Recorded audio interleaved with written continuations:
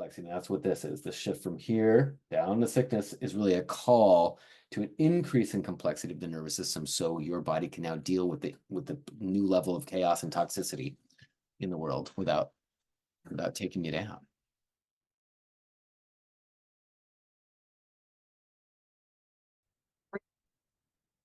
Hey y'all, Craig here from Subtle Energy Mechanics. Welcome to my page, or welcome back if you've been here before.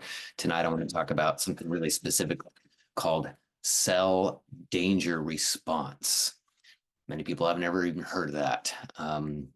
But if you've got something like long COVID, you probably heard of it, because you probably in all of these different groups listen to different people, different voices, trying to figure out what the heck is going on, right? And what if you don't have long COVID, but you have some other strange challenge, extreme fatigue, other complex PTSD or autoimmune conditions, you might recognize some of the challenges that are talked about around this cell danger response. I'm going to read a little bit about it here, but I'm going to tie it into why some of the people that I've been speaking with recently are noticing a pretty dramatic shift in that, and why that might be, and how in the end, like how this might actually give you some hope for something that you can try at home, or you can find somebody who's specifically trained in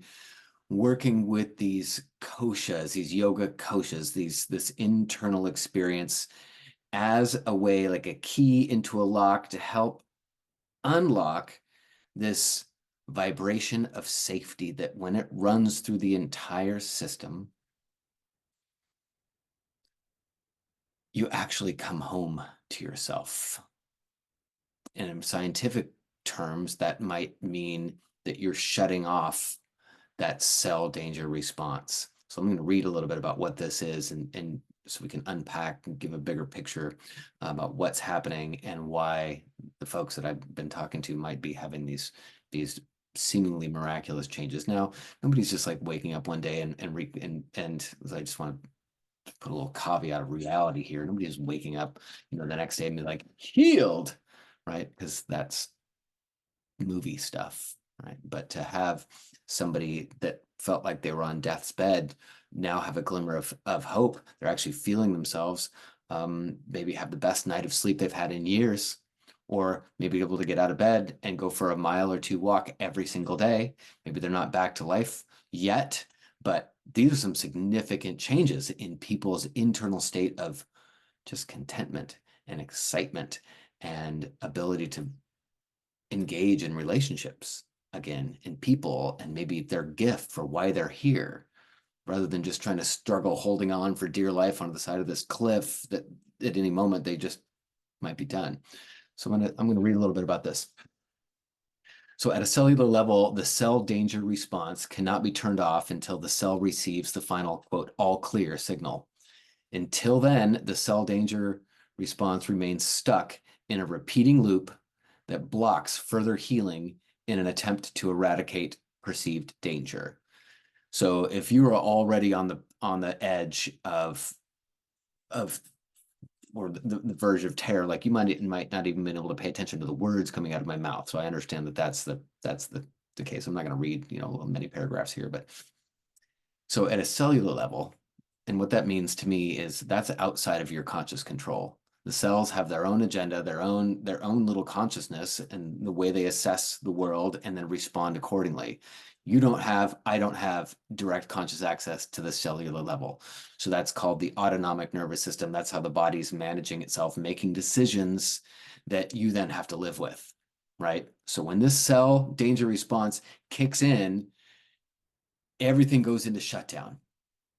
And then you're living a life day in and day out in shutdown, and you're trying to figure out what to do. So that's the life inside this cellular danger response. And it cannot be turned off until that cell in the autonomic nervous system receives the all clear signal. What the heck gives that cell? What's going to give that cell the all clear signal? That's what the $1 million question is. And that's where, if you've seen some of my other videos, that's where this first kosha comes in. That is the all clear signal. That's the breath. That's the tipping from sympathetic, hypervigilant, fight, flight, freeze, fawn to parasympathetic, relaxed. Everything's actually not on alert. Everything's calm. And you just want to stay there and chill for a while, maybe a long while, if you've been on the edge of just terror for a long time. So until that all clear signal comes in, that cell danger response remains stuck in a repeating loop. So that's also something interesting to know, is there's a loop. Okay, so that tells us that there's a loop that needs to be interrupted. Okay. And then once the loop can be interrupted, then the entire neurophysiology and mental, emotional, spiritual, physical state can actually start on a new path. So there's a loop that's happening. Okay, so a little bit more here. This cell danger response is so fundamental to the survival of all living things that the same core defenses of metabolism, inflammation, immunity, microbiome, brain function, sleep pattern, and behavioral changes are activated by many different kinds of threats. So look at all of maybe your specific challenge here. The last one, behavioral changes. Who's wondered if you're going nuts, or if you've got bipolar or borderline, like these behavioral changes, and if there is a foundation of lack of safety that can cause these behavioral changes, create a particular diagnosis where maybe somebody was prescribed behavioral therapy, and maybe that was or wasn't super effective because it was that safety that happens between individuals. And I'll pause here for a second because you've heard me talk about this before, Ken Wilber's 4-quadrant model about what you are. And most of our world these days is believing that we are exclusively separate individuals walking around in separate bodies on the planet. And that's the end of what we are. Okay, that's this one. I have an internal experience and I have an external expression. I have a body, I have things that scientists and doctors and things can measure about me. I can, my ketone levels and my posture and my temperature and everything that would be externally measurable out here. An internal, right? This is what I feel. This is what you aren't privy to. So this is kind of what makes up a me. And what I'm all about on this page is, if this is the end of the story, we have to get sick because this isn't enough. You have over-reduced what you are, because you are also irreducibly a we. That has different expression. That has different physiology. That actually produces a different postural response. Think about the starling or the fish that are moving together. That requires a separate internal perception. That's not just an internal perception like what I have going on here. And we have to have this. I have to know when I'm thirsty, when I'm tired, when I'm hungry, when I want alone time. This is all happening up in here.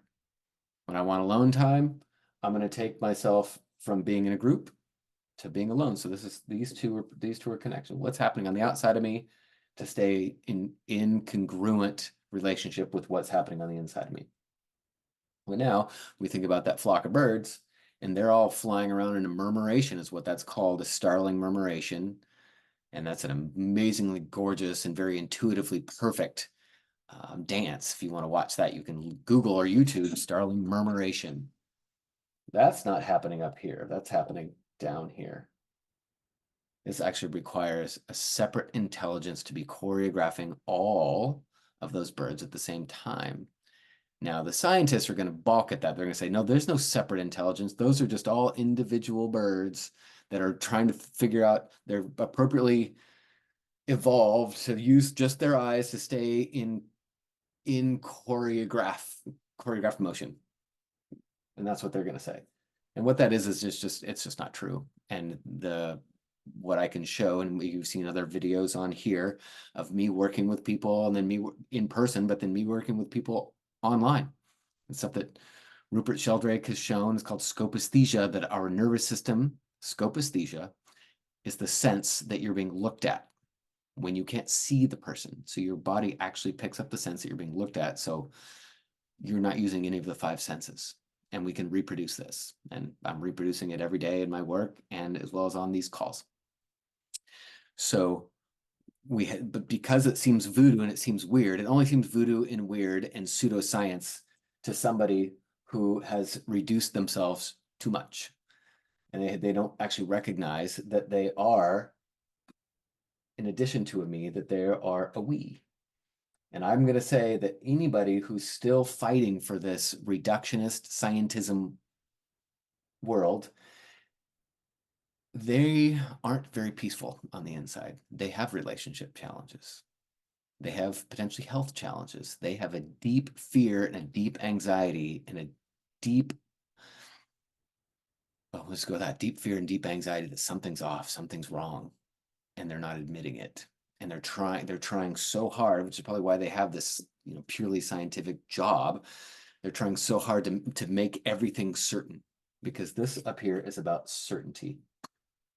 This down here, there's a little bit more uncertainty, because you're actually interacting, become interdependent on multiple nervous systems, as well as some other guiding principle that's choreographing us, right? So this is the world of maybe the religious experience or the mystical experience. And so for you to feel whole, and for you to now take it all the way back to accessing the safety, especially if you're struggling with something like long COVID. Now, I'm not being a doctor right now. I'm not diagnosing anything, and I am not recommending any kind of treatment. I recommend that you go find your specialist that you are supposed to find, and don't take any of my information as medical advice, right? That's my disclaimer. If you want to work with me, there's going to be a signed disclaimer there as well. This is yogically informed, energetic work that we work. Well, we work kind of in both of these areas. That's a whole nother deep dive that we'll get into with some more of these videos, is how can you return to whole? And that's the way you return to whole, is to recognize that you're separate inside, and that you have your own body, own posture, and own needs, and that you are actually relational, and that when you treat yourself as a relational, you have practices to allow and to create space for your body to then be choreographed with other bodies in a way that acknowledges body's intelligence first, not head first. Because as soon as you go head first and thinking that thoughts start here and then the body follows, you're already stepping into the confused world of thinking that we're just a separate person, right? So this is an age-old discussion, age-old debate between, is it religion, is it science? And this makes it both at the same time. That's what I like. There's a how. There's a how that I can organize my day and organize my energy fields, so that I, by myself or with combination with somebody else, can find my first kosha, can find that energetic experience. That's just, and then from there, if I just stay there, life gets a little bit boring. So then I want to come up to the second kosha, and that's where the emotion is. Right? You want to have emotion, because that's some fun shit. Right? Like, why would you go see a sporting event if you didn't like emotion? And we get up into mental, and then up into this thing called soul. And there's energy that needs to go between all of these. If it doesn't go between all of those, your body goes, eh. And what that means is cell danger response. When there's danger, the cell, like to the foundational level of your, what did I say? The cell danger response is a universal response to environmental threat or injury. Now, environmental threat could be outside or experienced inside, right? We got that aren't designed to go inside of us, but are going inside of us. And so our body may be actually experiencing an environmental threat inside the body. Once triggered, the cell danger response, healing cannot be complete until the choreographed stages of the cell danger response are returned to an updated state of readiness. That's an interesting statement there. Once triggered, so here's the state, here's the cell, happy cell in a state of health, and then we experience a threat, and then the cell health goes down. And this is the cell danger response that affects everything: inflammation, immunity, brain, behavior, all of it, and microbiome. That's going into lockdown, which is a good environmental adaptation to keep us alive for a short period of time, but it'll kill us if we stay there for too long, as many of you know. So, but listen to what this just says. Once triggered, this healing cannot be completed until the choreographed stages of the cell danger response are returned. So that return makes it sound like this. Returned back to here, right? Returned to an updated state of readiness. Updated state of readiness now isn't here. Updated would be something higher. So it's not actually a return to so there's a return to a state of readiness, but it needs to be an updated state of readiness, which means something needs to be introduced to the nervous system, processed by the nervous system, and the nervous system increase in its ability, in just level of complexity, in its ability to assess, dialogue with itself, and run your own multiple organ systems to keep you at a higher level of health and readiness than it was before, because where it was before is what got you sick. So now we need to go here, up. And here's the how. And this is why I love this stuff, is the how. We understand what, but now it's not enough, as Joe Dispenza says, it's not enough now to know what is going on. We have to know how.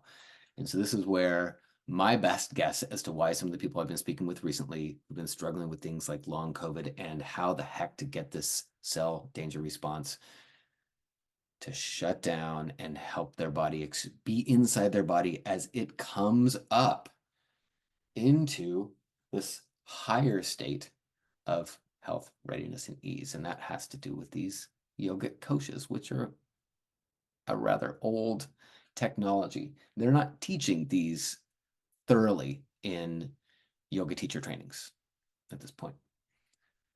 So, and so this has to do with, how do you access these koshas? You're accessing right now, sitting there. You're thinking means you're up in here. You're envisioning like, oh my gosh, maybe my world could be better. And that's up in this one. Like, oh, I could even glimpse like some of those levels of bliss that I don't even remember how good they are, but oh, those could be up here, right? And then I get a little bit excited about it, and those are right here. But again, until we actually can integrate all of these, and the way that we integrate all of these is we have to treat ourselves like a fallen bird or a fallen animal, and that sometimes fallen birds or fallen animals actually need to be paired right next to another autonomic nervous system and engage in the part of the nervous system that knows how to co-regulate its autonomic nervous system, meaning you can't do it from the head. You cannot design an outside-in approach. It's an inside job. It's called entrainment. It's called spooky action at a distance. It's called quantum weirdness. And you have to be able to find and meet somebody, start to mirror their nervous system here and here, so they can feel it on the inside. They start expressing it on the outside so you can see, and that's what you're watching on my videos when you see somebody else moving here in association with something I'm doing with my focus. That's what this one is. That's also what this one is. You see their separate body doing it. They feel something, but they also feel included, together, on purpose, breathed. This is me breathing. This is the switch from me breathing to me being breathed. Now you know what that feels like. right? You know what that feels like when you switch from breathing to being breathed. And everybody knows this because this is what all of us are. But unless you have rituals for doing this, whether that's with your lover, with your friends, because there can be an intimate sexual component to it or a non-sexual component. It's still intimate because it's into me see, like literally into me see, actually having somebody holding space, the term holding space that I never was really a fan of because it didn't mean anything to me because it's like how, there was no how that was given to me that actually made sense. It's actually a real complicated, intricate, precise, tactical dance that you can either get right or you can get wrong. But if you're not doing it, you're going to be stuck. You're going to stay stuck down here and then down here in that cell danger response, and recognize that cell danger response can look like I'm isolated, I'm depressed, I'm anxious, or it can launch you into many of these other critical health conditions. And again, I'm not talking about medically treating these, whatever the current scientific approach that your doctor's recommending, go with that. For me, in addition to that, I'm going to include somebody that can help me connect to that first kosha. And I'm also going to do what I call yawn yoga. And everybody knows how to yawn. All mammals yawn. And most of the scientists don't really know what the heck a yawn is. They know what it produces, and they try to reverse engineer what it is based on its producing oxygen in the body, relaxation response, but they still don't know what it is, right? So I'm not going to say that I know what it is either, but I know that if you practice with the yawn in a particular way, when you go looking for a yawn, if I tell you right now it's a good idea, go look for a yawn. Watch how you do it. That's something you can practice with all day. To go from down here, not just return to the state of readiness that you were before that actually got you sick in the first place, but how do you go up so that when you get introduced to the chaos that got your body sick last time, how can your body and your nervous system actually take that chaos and deal with it without actually getting sick? And that return to a higher level of readiness is not just, now I've simplified it by saying just introducing this first kosha, but what really needs to happen is the first kosha, because this is like multiple piano keys. Each of these, if you look at each of these, is a different note on a piano. This one, the first kosha needs to infiltrate the second and the third and the fourth and the fifth. That's where it gets into some of the nuance and the complexity, because there's increased complexity. And that's what this is. The shift from here down to sickness is really a call to an increase in complexity of the nervous system, so your body can now deal with the new level of chaos and toxicity in the world without taking you down. And that requires somebody that can, or may require somebody that can actually help your nervous system by co-regulating with it, learn new skills to increase the complexity of its own assessment and self-regulation so that you can stay in contact with that safety and emotion and clear thinking. And then some of that soul juice that's up there, that's the mystical and religious stuff that people go searching all over the planet for, but isn't really much further than where you're sitting. All right, so you made it all the way through the show. If this makes sense to you and it speaks to something that may be going on with you, and you're curious about this work and maybe having somebody that can help you through this, I do this work, other people do this work. What I'm looking for with the people that I coach with are the people for whom it's a good fit. Okay, so I have a specific process. You can look down here in the description for how to work with me. You can send me an email. I'll respond and we can set up a time to chat again so that I can find out if we're the right fit, because these koshas are like tones and we're all different instruments. And so when it comes to doing this work, where we're actually feeling into each other, there's this organic way that people work together, and I'm here to work with some. but not everybody. So I'm happy to chat, with you about what's going on and set up kind of an experiment to see whether or not it would work with us. And if it does or doesn't, that's what it is.